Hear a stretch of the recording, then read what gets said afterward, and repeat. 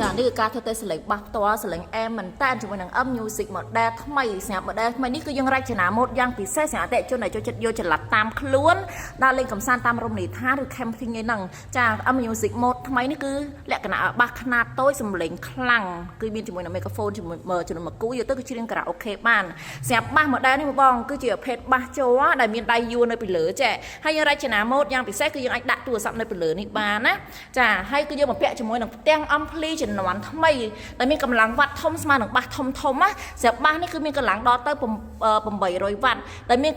ទំហំអូប៉ូឡូដល់ទៅ2តឹកគឺបំពាក់ជាមួយនឹង volume ចាគឺមានច្រើនមុខងារមែនតើទៅលើសលេងបាសហើយនិងសលេងច្រៀងដូចជាកម្មវិធី reverb delay គឺចាគឺមុខងារពេញនិយមខ្លាំងបំផុតនៅលើខាងជំនួយខាងច្រៀងណាចាសម្រាប់បាសម៉ូនេះគឺយើងអាចប្រើជាមួយនឹងសាកភ្លើងក៏បានអាគុយក៏បាន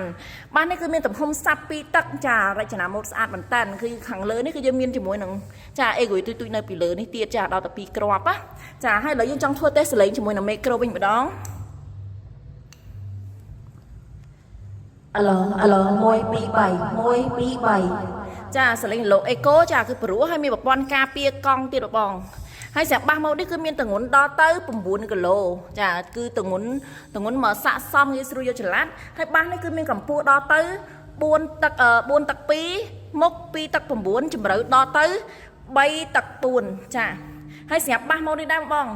គឺយើងរចនាម៉ូដមកគឺរៀង style ប្រឈរចេះក៏បាន style ប្រឆិតក៏បានដែរនេះយើងអាចដាក់ប្រឆិតចេះបានណាហើយពិសេសមួយទៀតគឺខាងក្រោមនេះគឺយើងអាចដោតជាមួយនឹងជើងត្រូបាសបានទៀតណាជើងពិសេសមែនតើជាមួយនឹង Music ផលិតផលថ្មីនេះសម្រាប់អតិថិជននៅភ្នំពេញអាចធ្វើតេស្តសលេងនៅទីតាំងហាងផ្ទាល់ទីតាំងហាងគឺនៅលើផ្លូវហាណូយទៅមុខធនីគារជាតិអតិថិជននៅតាមខេត្តសូមទុកលេខទូរស័ព្ទនិងទីតាំងជើងពេកសូមអរគុណ